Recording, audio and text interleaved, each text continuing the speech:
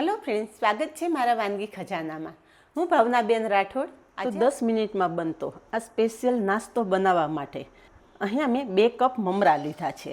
હા ફ્રેન્ડ્સ, કંઈ હલકું ફૂલકું ખાવાની ઈચ્છા થાય ને તો આ મમરાનો નાસ્તો એકદમ બેસ્ટ છે. તો 2 કપ મમરા આપણે સારી રીતે ધોઈ લેવાના છે, જેથી મમરા પર રહેલી બધી જ ડસ્ટ દૂર થઈ જાય અને મમરા સારી રીતે સરસ ચોખ્ખા થઈ જાય. તો અહીંયા તમે જુઓ કે પાણી કેટલું ડોળું થઈ ગયું છે. જો તમે આમ જ મમરાનો ઉપયોગ કરશો ને તો ઘણી બધી ડસ્ટ તમારા નાસ્તામાં મિક્સ થઈ જશે. પાણી કાઢી લેશું. મમરા ધોઈ અને મમરાનું પાણી અલગ કરી લીધું છે. હવે મમરા સાથે અડધો કપ ખાટી છાશ ઉમેરશું. ફ્રેન્ડ્સ, ખાટી છાશ તમારી પાસે ના હોય તો ખાટી છાશની જગ્યાએ તમે દહીંનો ઉપયોગ કરી શકો છો. અને દહીં કે છાશ બંને વસ્તુ તમારી પાસે હાજર ના હોય ને તો થોડો લીંબુનો રસ પણ તમે ઉમેરી શકો છો. 2 થી 3 મિનિટમાં જ મમરા સરસ સોફ્ટ થઈ જશે. તો ઢાંકીને રાખી દઈશું. 2 થી 3 મિનિટ પછી મમરા ચેક કરીએ તો અહીંયા તમે જુઓ કે હાથેથી મેશ કરતાં મમરા એકદમ સરસ મેશ થઈ જાય છે. મમરાને પલળતા વધારે સમય નથી લાગતો. હવે આ મમરા ઉપર સ્પેશિયલ વઘાર કરવાનો છે. તો જેના માટે અહીંયા મેં 3 થી 4 ચમચી જેટલું તેલ ગરમ કરી લીધું છે. તેલ એકદમ સારી રીતે ગરમ થઈ જાય ને એટલે અડધી ચમચી રાઈ ઉમેરશું. સાથે 1 ચમચી અડદની દાળ અને 1 ચમચી ચણાની દાળ પણ ઉમેરશું. બંને દાળ એકદમ સરસ સાંતળી લેશું. આ નાસ્તામાં ચણાની દાળ અને અડદની દાળનો વઘારનો ટેસ્ટ બહુ જ મસ્ત આવે છે, તો ખાસ ઉમેરવી. અહીંયા બંને દાળ થોડી કલર ચેન્જ થાય ને એટલે એની સાથે 8 થી 10 મીઠા લીમડાના પાન સમારીને રાખેલા છે એ પણ ઉમેરી દેશું. અને છેલ્લે થોડી હિંગ ઉમેરશું અને તરત જ તૈયાર કરેલો વઘાર મમરા ઉપર રેડી દેશું અને બધું જ સરસ મિક્સ કરી લેશું. હવે વેજીટેબલ ઉમેરશું. વેજીટેબલ તમારી પાસે જે હાજર હોય એ ઉમેરી શકો છો, ના હોય એ સ્કીપ કરી શકો છો. તો અહીંયા એક નાનો ટુકડો દૂધી છીણીને લીધેલી છે.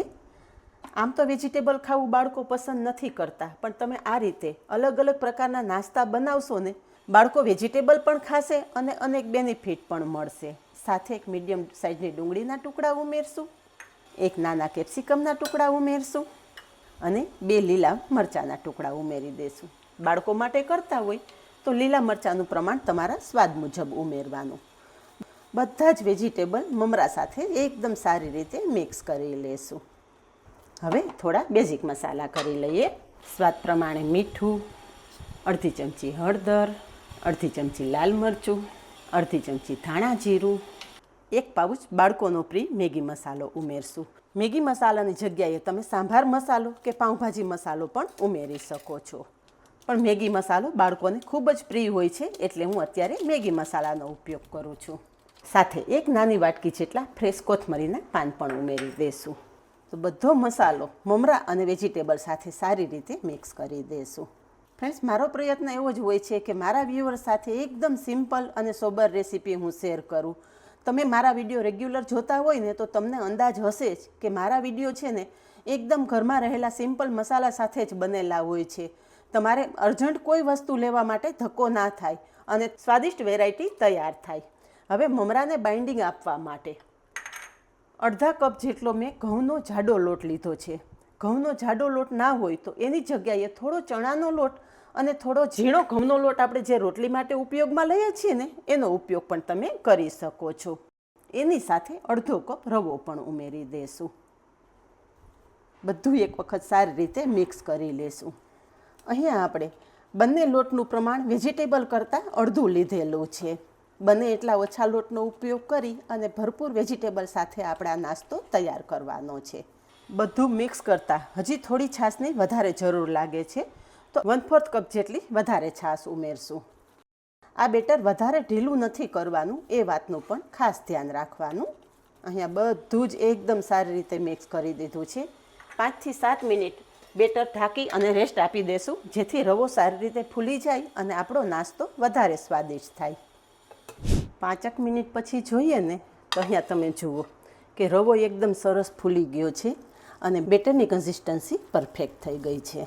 તો ચાલો હવે નાસ્તો પણ બનાવી લઈએ. સુપર ટેસ્ટી નાસ્તો બનાવવા માટે ગેસ પર કઢાઈમાં 1 ચમચી જેટલું તેલ ઉમેરશું. તેલ હલકું ગરમ થાય ને એટલે અડધી ચમચી જેટલા તલ ઉમેરશું અને તૈયાર કરેલા બેટરમાંથી 1 ચમચા જેટલું બેટર કઢાઈમાં ઉમેરશું. અને હળવા હાથે બેટર સરસ ફેલાવી દેશું. આ રીતે એકદમ સરસ ગોળ શેપ આપી દેવાનો. આપણે બધી જ કાચી સામગ્રીનો ઉપયોગ કરેલો છે એટલે ગેસની ફ્લેમ એકદમ ધીમી રાખી અને થોડીવાર ઢાંકણ ઢાંકી દેવાનું, જેથી નાસ્તો અંદર સુધી એકદમ સારી રીતે કૂક થઈ જાય.